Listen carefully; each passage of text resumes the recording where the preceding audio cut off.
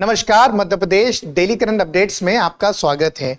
आइए बात करते हैं 47 साल से लंबे चले आ रहे जल विवाद को खत्म करने की इस खबर पर।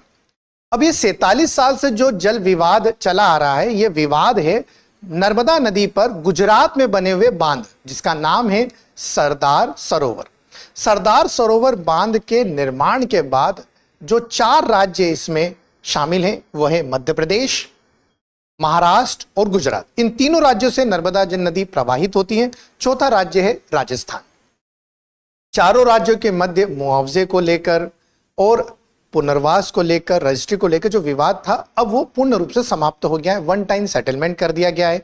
गृह मंत्री अमित शाह जी, जल मंत्री जो हैं पाटिल जी, इनकी उपस्थिति में चारों राज्यों के मुख्यमंत्री जो है शामिल हुए और विवाद को पूर्ण रूप से समाप्त किया।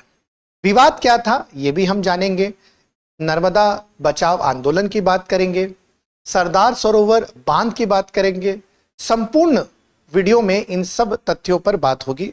अंत तक जरूर देखिएगा, जिससे आगामी परीक्षा में जो प्रश्न सरदार सरोवर से पूछे जाते हैं वो सब आपसे बन जाए। तो ये देखिए मीटिंग की फोटो है, जिसमें सभी राज्यों के मुख्यमंत्री शामिल हैं। जो केंद्रीय जल शक्ति मंत्री हैं CR पाटिल जी, और केंद्रीय गृह मंत्री अमित शाह जी, और चारों राज्यों के मुख्यमंत्री। दिल्ली में बैठक हुई, सभी राज्यों के CM आए। राजस्थान के भजनलाल जी, गुजरात के भूपेंद्र, मध्य प्रदेश के मोहन यादव जी और महाराष्ट्र के देवेंद्र जी, ये सभी ने साथ में बैठक करके जो विवाद था उसको समाप्त करा। अब विवाद ज्यादातर, अगर मुख्य विवाद की बात करें तो विवाद मध्य प्रदेश और गुजरात के मध्य था। हुआ ये कि जब निर्माण किया जा रहा था सरदार सरोवर का, तो निश्चित तौर पे जो बैक वाटर है उसके कारण डूब क्षेत्र मध्य प्रदेश में जो रहेगा, मतलब पानी पीछे आएगा, तो मध्य प्रदेश के जो जिले हैं जो गुजरात बॉर्डर से लगे हुए हैं उसमें डूब क्षेत्र ज्यादा रहेगा। उसी के मुआवजे को लेकर विवाद शुरू हुआ था। तो देखें 2003 में विवाद की शुरुआत हुई थी कि मध्य प्रदेश सरकार ने गुजरात सरकार से 281.46 करोड़ का मुआवजा मांगा। ठीक है, और किस आधार पे मांगा था कि वन क्षेत्र हमारे वहां डूब में जा रहा है, सरकारी जमीन जा रही है, डूब क्षेत्र के कारण हमें जो नुकसान हो रहा है उसकी भरपाई आप 281 करोड़ से कर दीजिए। ऊंचाई जब थी 90 मीटर, अब क्या है, सरदार सरोवर की हाइट बढ़ा दी गई। विवाद फिर बढ़ा। अब जब हाइट बढ़ी तो डूब क्षेत्र भी बढ़ेगा, इसलिए 2014 में बांध की जब ऊंचाई जो है 90 मीटर से बढ़ाकर 138 मीटर कर दी, तो बांध अब इस निर्माण में मध्य प्रदेश के 192 गांव डूब क्षेत्र में चले गए।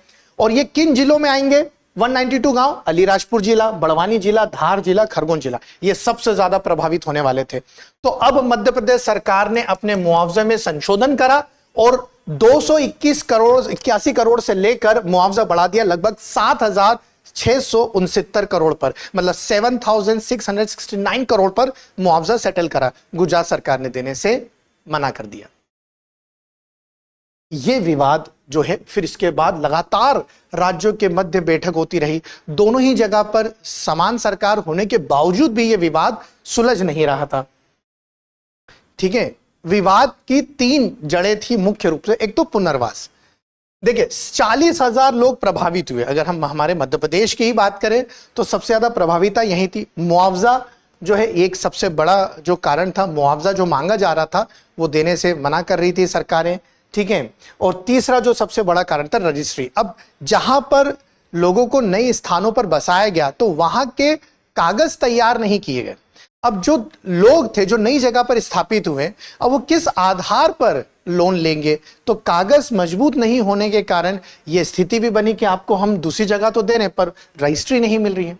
तो ये बड़े विवाद थे जो अब इस मीटिंग के माध्यम से खत्म हो चुके हैं। अब मैं आपको ले चलता हूं सरदार सरोवर बांध के ऊपर। सरदार सरोवर बांध नर्मदा नदी पर बनने वाला सबसे बड़ा बांध है। अगर कंक्रीट के नजरिए से देखते हैं तो इसमें लगने वाला कंक्रीट जो है वो लगभग 3,84,000 किलोमीटर की सड़क का निर्माण कर सकता है। मतलब पृथ्वी से लेकर चांद तक सड़क बनाई जा सकती, इतना कंक्रीट इसमें लगा है। यह एक गुरुत्वीय बांध है जिसे हम ग्रेविटेशनल डैम के नाम से भी जानते हैं। सरदार सरोवर जो है गुजरात के नर्मदा जिले पर केवड़िया गांव में जो है बनाया गया। याद रखेंगे नींव कब रखी गई थी? पंडित जवाहरलाल नेहरू जी जब तात्कालिक प्रधानमंत्री की बात करें, भारत के प्रथम प्रधानमंत्री ने 5 अप्रैल 1961 को नींव रखी थी और अभी जो हमारे वर्तमान में प्रधानमंत्री हैं उन्होंने ही 11 सितंबर 2017 को इसे राष्ट्र को समर्पित करा था, मोदी जी ने। विद्युत उत्पादन कितना करता है, यहां से प्रश्न जरूर आएंगे। 1450 मेगावाट का टोटल उत्पादन करता है, जिसमें मध्य प्रदेश की शेयरिंग सबसे ज्यादा है, ये याद रखिएगा 57। उसके बाद महाराष्ट्र की शेयरिंग है 27। उसके बाद गुजरात की शेयरिंग है 16%। इसमें चौथे राज्य को कुछ नहीं दिया गया, ठीक है, ये याद रखेंगे, उसमें राजस्थान नहीं है। फिर जब हम सिंचाई की बात करते हैं तो सिंचाई में कुल क्षेत्र में सबसे ज्यादा मिला गुजरात को, लगभग 17.9 लाख हेक्टर एरिया गुजरात के सिंचाई क्षेत्र में चला गया। राजस्थान को मिला 2.46 लाख हेक्टर एरिया और मध्य प्रदेश को सबसे कम मिला 0.37। इसमें महाराष्ट्र नहीं है, तो सिंचाई में महाराष्ट्र नहीं है और बिजली उत्पादन में अगर शेयरिंग की बात करेंगे तो राजस्थान नहीं, राजस्थान को सिर्फ सिंचाई चाहिए थी, ये याद रखेंगे आप। सरदार सरोवर को लेके अगर आपसे पूछा जाए कि मध्य प्रदेश में सबसे बड़ा बांध नर्मदा नदी पर, तब आप इंदिरा सागर लगाइएगा, जिसे हम पुनासा डैम के नाम से जानते हैं। मगर अगर उन्हें राज्य को स्पेसिफाई नहीं करा है तो फिर आपको सरदार सरोवर पर जाना पड़ेगा। फिर हम नर्मदा बचाओ आंदोलन की बात करते हैं।